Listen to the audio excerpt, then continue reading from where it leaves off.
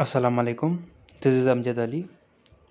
जो आज का हमारा टॉपिक है solving the quadratic equation by using quadratic formula. अच्छा, तो इससे पहले हमने जो सीखा था वो ये था कि सॉल्व कर रहे थे क्वाड्रेटिक इक्वेशन, लेकिन जो वहाँ पे मेथड यूज़ कर रहे थे वो था कंप्लीटिंग स्क्वायर मेथड। मैंने बताया था कि आपको कि भाई हमारे पास 3 मेथड हैं। एक होता है कंप्लीटिंग स्क्वायर मेथड, एक होता है फैक्टराइजेशन मेथड, दूसरा होता है क्वाड्रेटिक फार्मूला। ठीक है, तो अब जब हम किसी भी इक्वेशन को सॉल्व करें किसी भी मेथड से, तो जो आपके पास जो रूट्स आते हैं यानी जो आपके पास जो आंसर्स आते हैं उसमें कोई भी डिफरेंस नहीं होता, वो सेम ही रहते हैं। ठीक है, तो हमने जो इक्वेशन डिस्कस की थी कंप्लीटिंग स्क्वायर में, वो जो इक्वेशन थी आपके पास वो थी x square minus 6x plus 4 is equal to 0। ठीक है, और जो इनके जो हमारे पास रूट निकले थे यानी जो वैल्यूज़ आई थी वो क्या आई थी 3 प्लस रेडिकल 5, एक वैल्यू ये आई थी, और जो दूसरी वैल्यू थी वो आई थी 3 माइनस रेडिकल 5। अब हम इसी इक्वेशन को एक बार फिर सॉल्व करेंगे, लेकिन यहाँ पे हमारा मेथड होगा वो चेंज होगा। यहाँ पे जो हम मेथड यूज़ करेंगे वो यूज़ करेंगे क्वाड्रेटिक फार्मूले का मेथड। अच्छा, अब सवाल ये है कि सर क्वाड्रेटिक फार्मूला जो है वो किससे बनता है? भाई क्वाड्रेटिक फार्मूला जो है वो आपके पास बनता है जनरल जो फॉर्म होता है ना इक्वेशन का, कौन सा, A x square plus B x plus C is equal to 0। इस फॉर्म से आपके पास क्वाड्रेटिक फार्मूला बनता है। अब सर ये कैसे बनता है? भाई जैसे हमने कंप्लीटिंग स्क्वायर में 6 स्टेप परफॉर्म किए थे ना, जब आप इस इक्वेशन में वो 6 स्टेप परफॉर्म करेंगे तो आपके पास बन जाता है क्वाड्रेटिक फार्मूला। तो हम जो है वो डायरेक्ट क्वाड्रेटिक फार्मूला लिख लेते हैं। हाँ, किसी स्टूडेंट को अगर ये कहना है कि सर ये ड्राइव कराएं कि भाई ये कैसे बन रहा है, तो फिर वो मुझे आप कमेंट सेक्शन में बता देना कि फिर एक वीडियो हम उस पर ही बनाएंगे कि क्वाड्रेटिक फार्मूला ड्राइव कैसे होता है। ठीक है, अब जो क्वाड्रेटिक फार्मूला ड्राइव होता है, ड्राइव होने के बाद जो उसकी वैल्यूज़ आ जाती हैं वो क्या आती हैं, एक्स बराबर होता है minus B plus minus under root B का square minus 4ac divided by 2a। अब ये जो है क्वाड्रेटिक फार्मूला कहलाता है कि भाई minus B plus minus b square minus 4ac और 2a। हम ये फार्मूला यूज़ करते हैं, तो ये कौन सी इक्वेशन, हम ये फार्मूला यूज़ करके हम आंसर निकाल लेते हैं। अब ये जो फार्मूला है इस फार्मूले को हम बोलते हैं क्वाड्रेटिक फार्मूला। ठीक है, चलो ठीक है भाई, हमारे पास इक्वेशन जो थी वो क्या थी, हमारे पास इक्वेशन है x square minus 6x plus 4 is equal to 0। तो यहाँ पे अगर आप देखें कि आपके पास कौन सी वैल्यूज़ हैं, एक b वाली वैल्यू है, एक a वाली, एक c वाली। तो सबसे पहले आपको जो भी इक्वेशन गिवन होगी आप क्या करेंगे, उसमें से a, b और c इन तीनों की वैल्यूज़ फाइंड करेंगे। अब हमारे पास ये इक्वेशन गिवन है, हम क्या करेंगे भाई, देखें हम जनरल फॉर्म से कंपेयर करेंगे। जनरल फॉर्म क्या होता है, ए एक्स स्क्वायर ठीक plus B x plus C is equal to 0। ठीक है, अब जनरल फॉर्म से इक्वेशन को जब हम कंपेयर करेंगे तो देखें इसके आगे कुछ भी नहीं, हम लेट सपोज कर देते हैं 1 है, क्योंकि 1 एक्स स्क्वायर के साथ मल्टीप्लाई होगा वही आ जाता है जवाब। तो अभी देखें एक्स स्क्वायर यहाँ पे, तो अभी ए यहाँ पे है ये वाला, यानी एक्स स्क्वायर के शुरुआत में, तो यहाँ पे एक्स स्क्वायर शुरुआत में 1 है, तो ये इससे हमें ये मालूम हो गया कि भाई a जो है वो बराबर किसके हो गया, 1 के। तो हम लिख लेते हैं a इज इक्वल टू 1। अब बारी आ जाती है b की। अब b होता है x के साथ, यानी वो जिसका x का जो कोफिशिएंट है वो हमारा कहलाता है b। अब देखें भाई यहाँ पे जो b है वो किसके बराबर, अब इक्वेशन है ये -6, तो यहाँ पे जो b है वो किसके बराबर हो जाता है -6 के। ठीक है, अब यहाँ पे प्लस था ना, तो इसको हम ऐसे भी लिख सकते हैं भाई, प्लस ब्रैकेट दे दें -6x, अगर इनको मल्टीप्लाई करें प्लस इंटू माइनस आपका माइनस बन जाता है।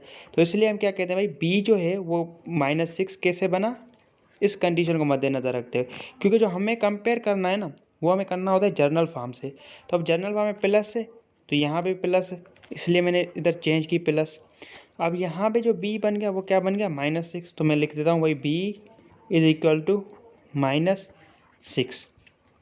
लास्ट में हमारा बच जाता है सी। अब सी होता है कांस्टेंट, जिसके साथ कोई भी वेरिएबल नहीं हो, मैंने पहले भी आपको बता दिया है। तो अभी यहाँ पे जो दोनों में क्या है प्लस, तो यहाँ पे निशानी सिंबल जो है वो चेंज नहीं होगी, तो सी किसके इक्वल हो गया 4 के, सी इज इक्वल टू 4। अब ये वैल्यू अगर आपने फाइंड कर ली, ठीक है, तो फिर आगे आपके पास कोई भी मुश्किलात नहीं होती। अब हमारे पास क्या था कि भाई फार्मूला ये था कि एक्स इज इक्वल टू होता है, पहले आप लिखते हैं माइनस डी। अब माइनस देगा बी की वैल्यू, बी यहाँ पे क्या है -6, तो ये मैं लिखता हूँ -6, ठीक है। फिर हमारे पास क्या आ जाता है प्लस माइनस, फिर आ जाता है अंडर रूट, ठीक। अब क्या आ जाता है भाई माइनस, यानी जो b है उसका स्क्वायर, यहाँ पे b की वैल्यू क्या है -6, तो मैंने लिख दिया -6 इसका स्क्वायर। फिर आ जाता है माइनस, लिख दिया।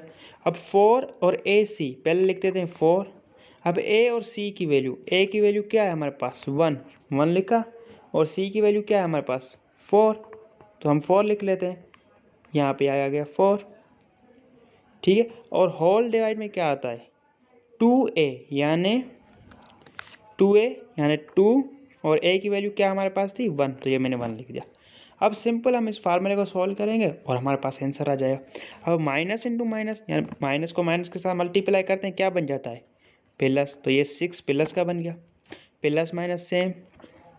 अब अंडर रूट जो आपके पास गिवन है, अब -6 का स्क्वायर, यानी -6 को 2 बार मल्टीप्लाई करें, -6 मल्टीप्लाई -6, तो ये कितने बन जाएंगे 36। 6 को 6 से मल्टीप्लाई करेंगे, क्या बन जाएगा और 36, माइनस को माइनस के साथ प्लस, तो ये बन गया 36। तो इधर क्या आ गया भाई आपके पास 36। अब ये माइनस सेम, अब 4 को 1 के साथ मल्टीप्लाई करेंगे 4 बन जाएगा, और 4 को 4 के साथ 16, तो ये आ गया आपके पास 16। अब होल डिवाइड में क्या है आपके पास 2 इंटू 1, यानी 2 को 1 के साथ मल्टीप्लाई करें, आपके पास बन गया 2। चलो अभी नेक्स्ट स्टेप देखें, 6 सेम, जैसे plus minus same, under root. अब 36 में से आपके 16 चले गए, तो आपके पास क्या बच गए 20, और 20 लिख ले डिवाइड बाय 2, कि ये नीचे वाला जो है डिवाइड वो सेम ही रहा।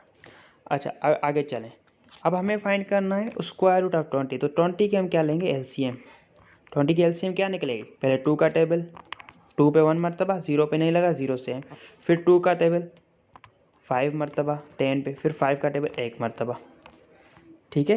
अब एलसीएम आ गया आपके पास, तो अब ये 6 प्लस माइनस सेम, अब इसकी एलसीएम क्या निकली है 2 और 5 डिवाइडेड बाय, अब 2 हमारा सेम। अब अगर आपको याद हो कि जो रेडिकल यानी जो स्क्वायर रूट में होता है उसके हम क्या करते हैं पेयर बना के 2 के बाहर निकालते हैं, और जिसका पेयर नहीं बनता वो अंदर सेम ही रह जाता है। तो चलें ठीक देखें, यहाँ पे 2 का पेयर बनना है, 2 2 मरतबा है, तो ये 6 पहले वाला सेम प्लस माइनस, अब ये 2 का पेयर बन गया, ये तो ये रेडिकल से बाहर आ गया, यानी स्क्वायर रूट से बाहर आ गया। लेकिन 5 जो है यहाँ पे उसका पेयर नहीं बनना, तो ये 5 रेडिकल के अंदर ही रह जाएगा, और ये नीचे 2 वाला सेम, तो नीचे 2 वाला वो सेम ही रह जाएगा। अभी देखें भाई हमारे पास यहाँ पे है टोटल 2 टर्म, एक टर्म ये है, एक टर्म ये है। याद रख लें टर्म कैसे पहचानें, उन दोनों के बीच में क्या आना चाहिए प्लस या माइनस की सिंबल, तो आप क्या कहलाएंगे भाई ये एक अलग टर्म है, एक ये अलग टर्म। अब अगर आप इनमें दोनों में देखें कि भाई 2 का टेबल 6 को भी लग रहा है, 2 का टेबल 2 को भी लग रहा है, तो यहाँ पे हम 2 कॉमन निकालेंगे, ठीक है। कॉमन निकालना हो सकता है आपको आए, अगर नहीं आता तो आप कमेंट सेक्शन में बता देना, कि फिर मैं सिखाऊंगा कि कॉमन कैसे निकलता है। कॉमन मतलब कोई भी डिजिट हो, कोई भी एक आपके पास टर्म्स हैं उसमें से कॉमन कैसे निकालें। तो यहाँ पे 2 का टेबल इस पर भी लग रहा है, इस पर भी लग रहा है, तो मैंने क्या किया भाई 2 इधर कॉमन निकाल लिया। 2 जैसे ही मैंने कॉमन निकाला तो 2 का टेबल 6 पे कितनी मरतबा लगता है 3 मरतबा, तो ये मैंने 3 लिख दिया, प्लस माइनस सेम। अब 2 का टेबल 2 इस 2 पे कितनी मरतबा लगेगा 1 मरतबा, और 1 वो जो है वो रेडिकल 5 के साथ मल्टीप्लाई हो जाएगा, तो ये बन जाएगा रेडिकल 5, और ये नीचे वाला 2 सेम। अब ये 2 हमने कॉमन क्यों निकाला, क्योंकि यहाँ नीचे जो गिवन था ना वो 2 गिवन था, इसलिए हमने 2 कॉमन निकाला। अब ये नीचे वाला 2 का टेबल 2 पे 1 मरतबा, इस पर भी एक मरतबा। तो ये कैंसिल हो गया आपस में, 2 ऊपर वाला, ये वाला नीचे वाला और ये ऊपर वाला आपस में क्या हो गए, कैंसिल हो गए। तो हमारे पास जो लास्ट वन आंसर बचा वो क्या बचा है, 3 प्लस माइनस रेडिकल 5, ये आ गया आपके पास x। अगर हम इसको थोड़ा सॉल्यूशन सेट में लिखें तो कैसे लिखते हैं, x एक के साथ हम क्या देंगे, यहाँ पे 2 सैम्पल हैं, एक प्लस की एक माइनस की, एक के साथ हम प्लस की सैम्पल देंगे, एक के साथ हम माइनस की सैम्पल दे देंगे। ठीक है, अब सॉल्यूशन सेट बनाएं भाई। सॉल्यूशन सेट कैसे निकलेगा, ब्रैकेट एक निकला हमारे पास 3 प्लस रेडिकल 5, एक हमारे पास क्या निकला 3 माइनस रेडिकल 5 और ब्रैकेट ओवर। ये हमारे पास क्या आ गए, 2 सॉल्यूशन सेट आ गए। तो अभी देखें भाई, जो हमने कंप्लीटिंग स्क्वायर मेथड पे ये प्रॉब्लम सॉल्व किया था तो हमारे पास यही आंसर आया था।